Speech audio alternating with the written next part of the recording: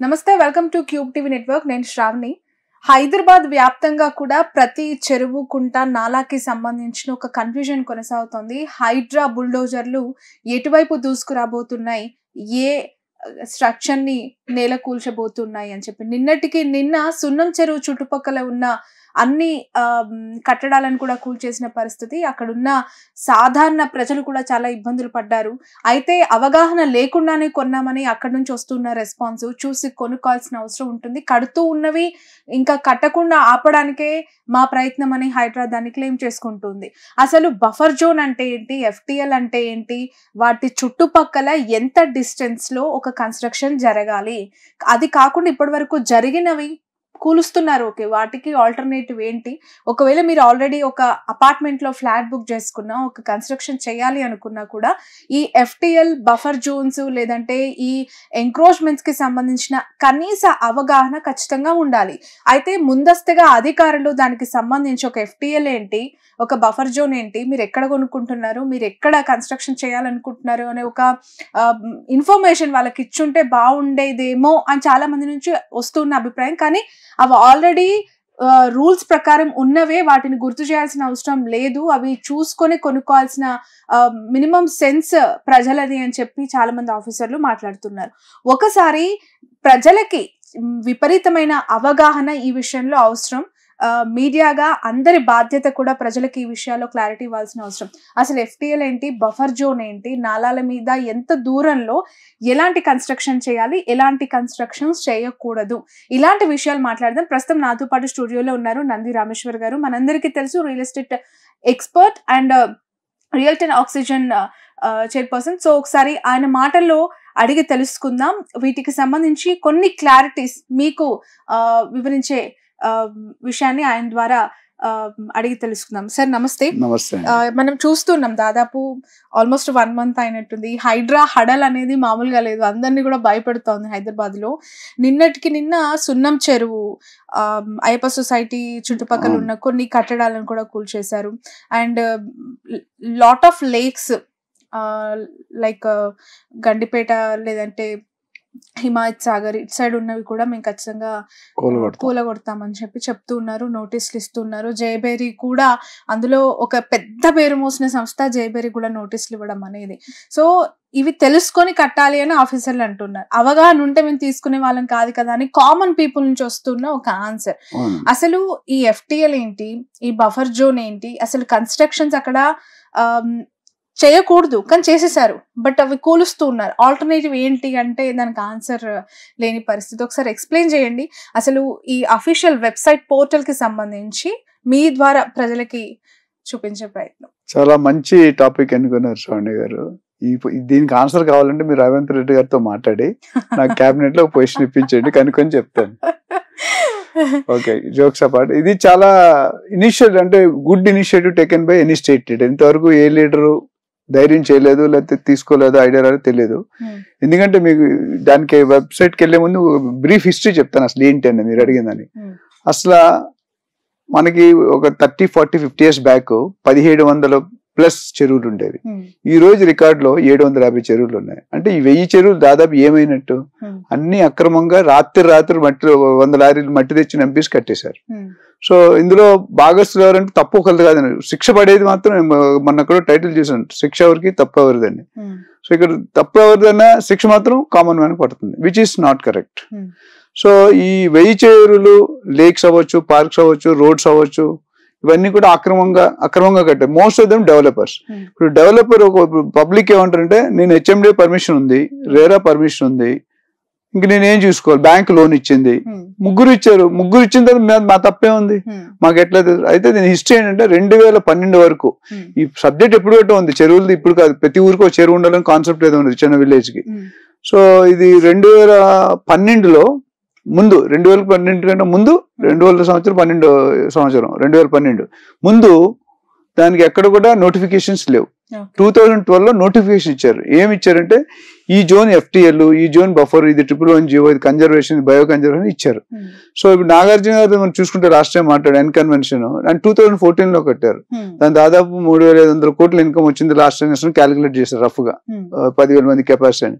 అది ఎందుకు ఆయన ఏమంటారు, పట్టాభూమి ఉంది అంటారు. పట్టాభూమి అంటే ఎవరు అంటారు. ఇప్పుడు రంగనాథ్ గారు ఏమంటారు, కమిషనర్ గారు, అది మాకు సంబంధం లేదు, పర్మిషన్ ఉంటే మాకు సంబంధం లేదు, జోన్లు ఉంటే పర్మిషన్ ఇచ్చారు, అది వాళ్ళు తీసుకోవాలండి. ఇప్పుడు పర్మిషన్ ఇచ్చినట్టు రిటైర్ అయిపోయాడు. సో ఎవరిని అడుగుతారు?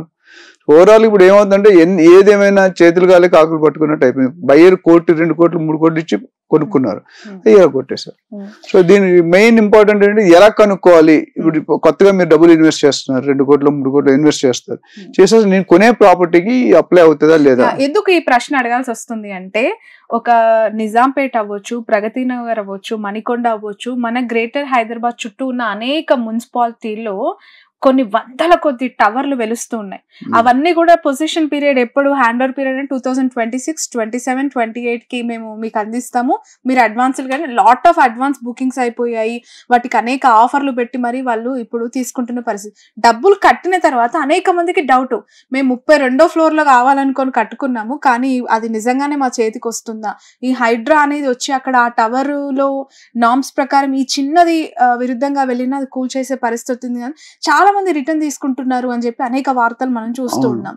సో ఇలాంటి ఒక భయం వాళ్ళలో కనిపిస్తూ ఉన్నప్పుడు చిన్న చిన్న ఈ క్లారిటీస్ అంటే, వాళ్ళు మినిమం ఒక వెబ్సైట్ ఓపెన్ చేసి అఫీషియల్ గా గవర్నమెంట్ ఆఫ్ తెలంగాణ లేదంటే హైడ్రా ఎస్పెషల్లీ గ్రేటర్ హైదరాబాద్ కి సంబంధించి ఏం జరుగుతుంది అనేది మీలాంటి వాళ్ళు ఎక్స్ప్లెయిన్ చేస్తే కొంత వాళ్ళు డెఫినెట్ అండి. అసలు హైడ్రా అంటే ఏంటంటే చాలా మంది అడుగుతున్నారు. హైదరాబాద్ లాగా హైడ్రా అంటారు ఏంటండి, Hyderabad disaster response and asset protection, అది హైడ్రా ఫుల్ ఫామ్. అంటే మన గవర్నమెంట్ తాలూకా ప్రాపర్టీస్ ప్రైవేట్ వ్యక్తులు ఎవరైతే ఆక్యుపై చేస్తారు, ఇట్ మేబీ బిల్డర్స్ అవ్వచ్చు, రాజకీయ నాయకులు అవ్వచ్చు, బిజినెస్ మెన్ అవ్వచ్చు, సెలబ్రిటీస్ అవ్వచ్చు, వీళ్ళు ఆక్యుపై చేసి మళ్ళీ తిరిగి తీసుకుంటున్నారు.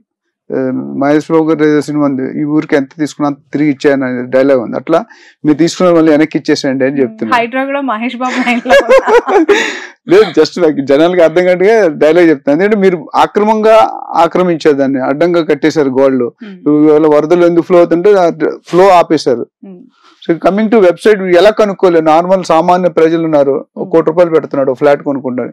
ఇక్కడ మీకు HMDA హైదరాబాద్ HMDA వెబ్సైట్ ఉందండి, lakes.hmda.gov.in. ఒకసారి చెప్దాం సార్.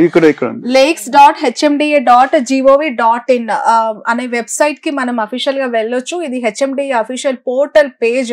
ఒకసారి మనం చూద్దాం. హైదరాబాద్, సికింద్రాబాద్, రంగారెడ్డి, సంగారెడ్డికి సంబంధించి అనేక లేక్స్ ఎంక్రోజ్ అయ్యాయి. అనేక చెరువుల చుట్టూ నాలాలు లేదంటే చెరువులను కబ్జా చేసి అనేక మంది అక్కడ కన్స్ట్రక్షన్ చేసేసారు, వాటిని కూలుస్తున్నామని చెప్తూ ఉన్నారు.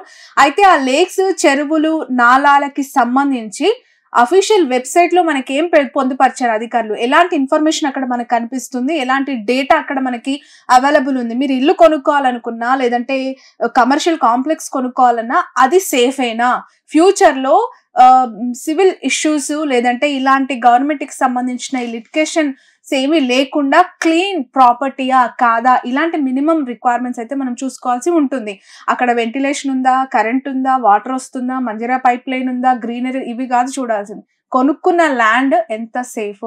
100 గజాల భూమిని కొనుక్కుంటున్నప్పుడు ఆ 100 గజాల చుట్టూ ఇంతకు ముందు ప్రస్తుతం చూస్తూ ఉన్నాం ventilation, greenery, park, roads, transport, ఇవిగా చూడాల్సింది. 50 ఏళ్ల క్రితం, 30 ఏళ్ల క్రితం, 20 ఏళ్ల క్రితం అక్కడ ఏముంది అనేది ఒక క్లియర్ కట్ ఇన్ఫర్మేషన్ ముందుగా మనము తెలుసుకొని చూసుకొని దాని తర్వాతనే ఆ ప్రాపర్టీ ఓనర్ దగ్గరకు వెళ్ళి మనం కొనుక్కోవాల్సిన అవసరం ఉంటుంది. ప్రస్తుతం సార్ నేను ఇప్పుడు ఈ లేక్స్ కి సంబంధించి రంగారెడ్డి డిస్ట్రిక్ట్ కి సంబంధించిన లేక్స్ విషయం పైన ఒక క్లారిటీ ఇచ్చే ప్రయత్నం చేద్దాం. So Rangareddy part of GHMC, it's part of Hyderabad. So ఇక్కడ మనం లైక్ ఏదైనా ఒక విలేజ్ కానీ మండల్ కానీ ఇక్కడ మనం మీరు అది ఓపెన్ చేయగానే రంగారెడ్డి ప్రకారం విలేజ్ నేమ్ వస్తుంది, లేక్ నేమ్ వస్తుంది, ఐడి ఉంటుందండి, లేక్ ఐడి ఉంటుంది. సో దాంట్లో మనకి కడస్ట్రల్ మ్యాప్ ఉంటుంది, అందులో మనకి క్లారిటీ. ఇప్పుడు సపోజ్ ఫర్ ఎగ్జాంపుల్ కొత్తూరు తీసుకుందాం, రంగారెడ్డిలో కొత్తూరు మండల్, ఆ కొత్తూరు విలేజ్ కూడా కొత్తూరు వస్తుంది. దాంట్లో ఏమేమి లేక్స్ ఉన్నాయని ఇక్కడ వరుసగా ఇచ్చారు. కొత్తూరు, పెద్ద చెరువు, బోడుకుంట, గోధుమకుంట ఏదో ఒకటి తీసుకుందాం, ఎగ్జాంపుల్ గోధుమకుంట. రంగారెడ్డిలో గోధుమకుంట ఈ కొత్తూరు మండల్ అండ్ విలేజ్. మనం జిహెచ్ఎంసి పోర్టల్స్ కి, హెచ్ఎండి పోర్టల్స్ కి వెళ్ళినప్పుడు ప్రతి లేక్, ప్రతి చెరువుకి కూడా అఫీషియల్ గా గవర్నమెంట్ దానికి ఒక పర్టికులర్ ఐడిని కూడా ఇవ్వడం జరిగింది. లేక్ ఐడి అంటారు. లేక్ ఐడిని కూడా ఇవ్వడం జరిగింది. అంటే ఎప్పుడు డిక్లేర్ చేశారో కూడా ఉందండి. సో ఈ 14వ తారీఖు 10వ నెల 2016లో ఈ లేక్ కి ఒక ఐడి 266 అనే ఐడిని కూడా క్రియేట్ చేశారు. ఇది గోధుమకుంట అలాగే కొత్తూరు విలేజ్ రంగారెడ్డి డిస్ట్రిక్ట్స్ లో ఉంది. సో ఇక్కడ మనం ఎఫ్టిఎల్ అండ్ కెడస్ట్రియల్ కి సంబంధించి చూస్తున్నాం. సరే ఈ రెండిటికి డిఫరెన్స్ ఏంటి? ఎఫ్టిఎల్ అండ్ కెడస్ట్రియల్ మ్యాప్ చూపిస్తాం. ఓకే, ఇది మ్యాప్ అండి. మనం ఇప్పుడు ఇవన్నీ కూడా సర్వే నెంబర్స్ అన్ని ఉంటాయి. ఇక్కడ మీకు 2 లైన్స్ కనిపిస్తున్నాయి. బ్లూ కలర్ బార్డర్ ఒకటి ఉంది, బ్లూ కలర్. అట్లానే కొద్ది పింకిష్ రెడ్ ఉంది. ఈ బ్లూ కలర్ ఏంటంటే